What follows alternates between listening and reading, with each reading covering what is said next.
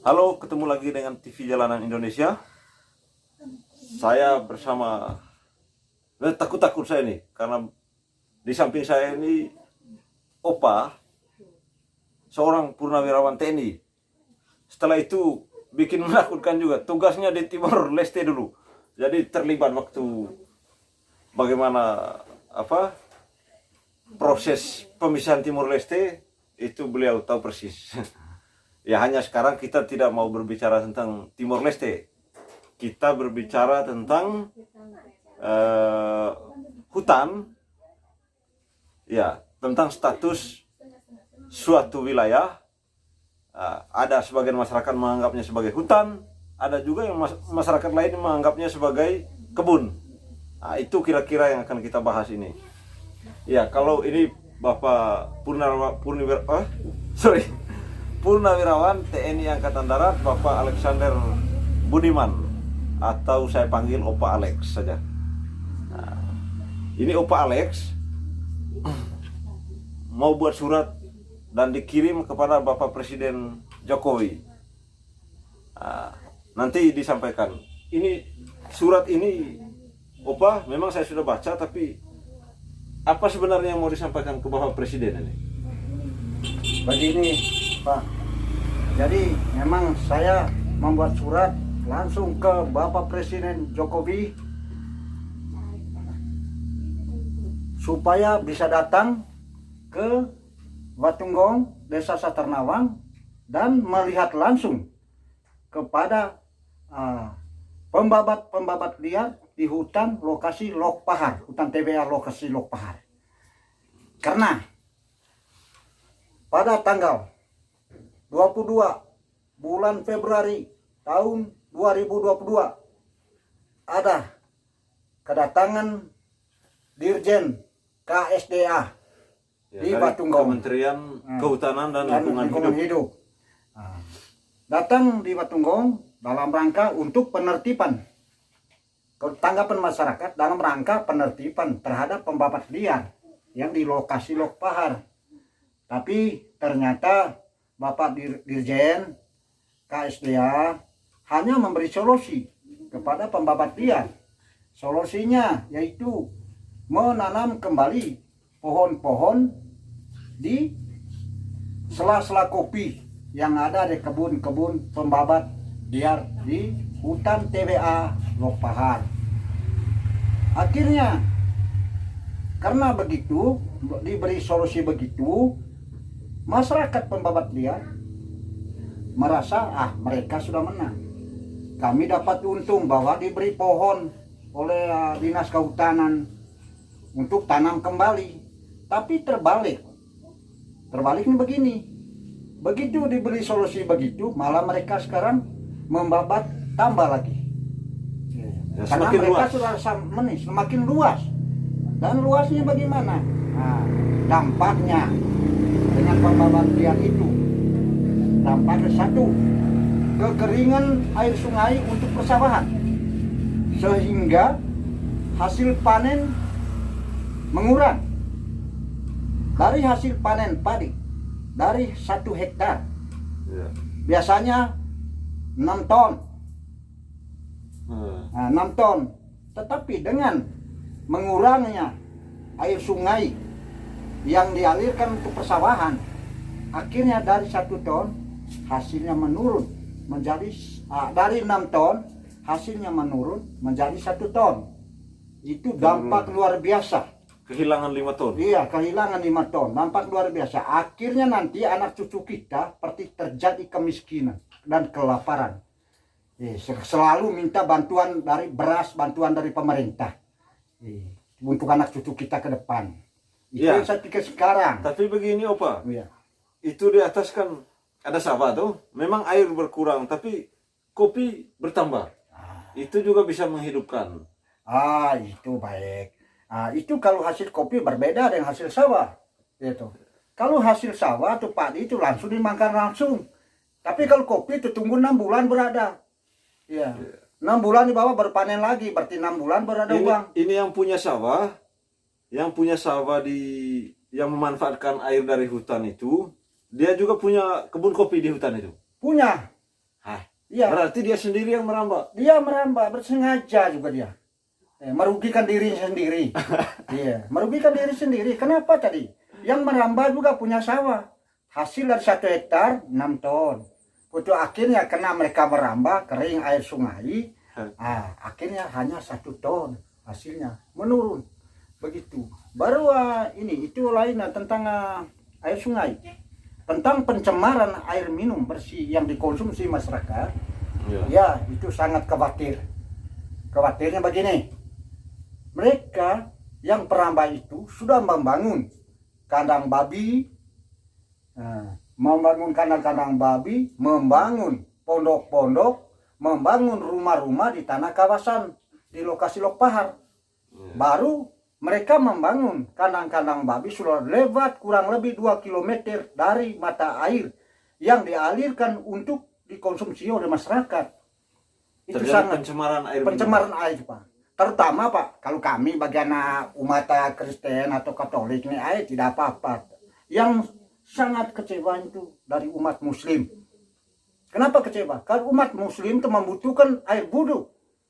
Itu saya sangat, makanya saya mau membuat langsung ke surat ke Bapak Presiden Jokowi supaya kalau bisa kami mohon atas nama tokoh adat, tokoh agama, Ya, saya lihat tokoh ada pendidik, 30-an orang nih tanda Iya. tangan mewakili. itu untuk mewakili, untuk turut mengundang. Jadi yang mengundang langsung saya sendiri dan ada nomor HP saya di surat saya ini. Jadi terutama untuk pencemaran air minum terhadap umat-umat masjid. Kasihan sekali sama saya. Kasihan mereka membutuhkan air wudhu, Pak. Tapi air wudhu yang dikotorkan tidak mungkin. Itu saya sangat disayangkan sama saya. Dan jelas ke depannya anak cucu kita jadi miskin. Saya kebetulan ikut juga waktu Bapak Dirjen itu hadir. Ya, penjelasan Pak Dirjen kurang lebih masyarakat di atas yang sekarang berkebun di lokasi tersebut, ya mereka juga tidak boleh diganggu. Mereka kan tanam kopi. Ya, betul, tanam betul. kopi, bukan Tanam kopi, ya. bukan begitu dihilangkan hutannya lepas begitu saja. Iya. Mereka tanam kembali.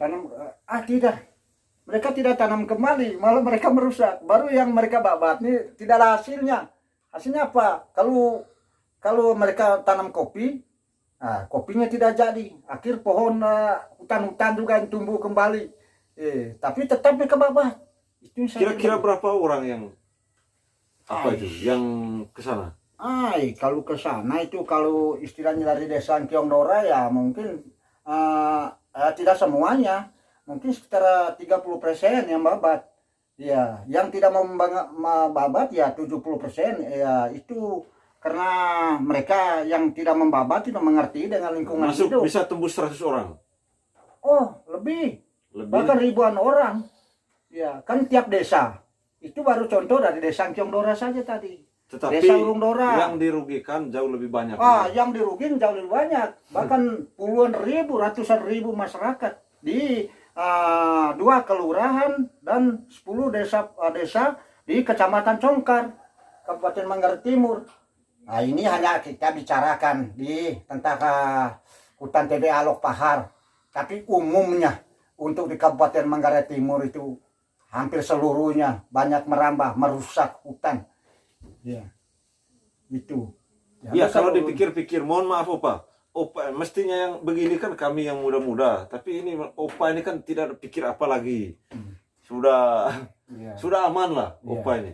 Tidak perlu pikir lagi kan masa depan, terserah anak-anak mau urus, mau tidak juga terserah kamu. Bukan begitu. Kan begini, ada prinsip maksud kami TNI ini masih terbawa-bawa sampai kami pensiun. Ada selalu satu prinsip di TNI itu, berjuang itu sampai titik darah penghabisan.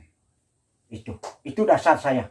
Dasar saya bukan mau dapat sesuatu atau bukan saya mau ikut dalam perjuangan politik, tidak.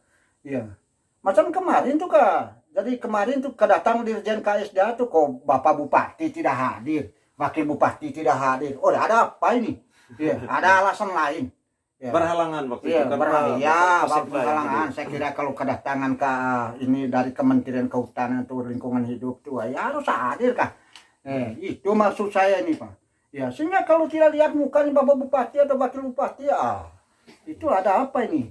Ini sudah mau datangkan Iya. Bapak Presiden. Jangan pakai jabatan politik. Makanya saya sekarang, ya toh, mengundang Bapak Presiden, kan semua bupati, gubernur, Tidak semua hadir waktu itu. tidak hadir. Jadi bahkan saya langsung undang ke nomor 1 negara ini, yaitu Bapak Presiden Jokowi, Bapak Presiden Republik Indonesia, supaya Bapak Presiden lihat langsung di lokasi, bagaimana lokasi di Manggar Timur, khusus di Lok Pahar.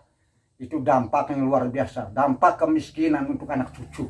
Ya, itu yang saya perlu sampaikan. Terima kasih. Ya. Mungkin Opa terima kasih. Mudah-mudahan perjuangannya ini bisa membuahkan hasil. Ya, terus yang berikut juga untuk masyarakat yang sekarang berkebun di atas, ini tidak sama sekali apa yang kita buat ini bukan mau merugikan, tapi kita sama-sama mencari solusi. Sehingga kalau Bapak Presiden datang nanti bukan hanya kan di sini ada 2 kubu, bukan hanya kubu yang tidak sepakat dengan Pembabatan yang hutan. menganggap sebagai pembabatan hutan tadi, bukan hanya itu yang diuntungkan, tetapi kita semua, baik yang sekarang berkebun maupun yang yang tidak mau berkebun, yang tidak mau dia berkebun hutan TBA. di Lok Pahar itu.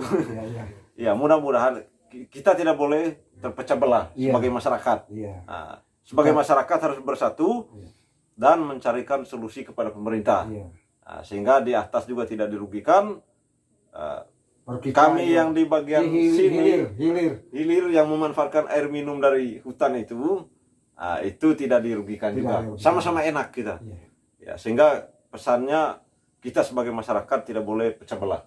Ya. Itu Ya, itu intinya. Intinya. Ya, kita damai-damai saja. masyarakat damai-damai saja. Ya, kita sama-sama cari solusi antara Mencari orang yang di tengah ini. Iya. Makanya ambil. Iya, ambil nomor 1 di negara ini. Terima kasih, Iya. Opa.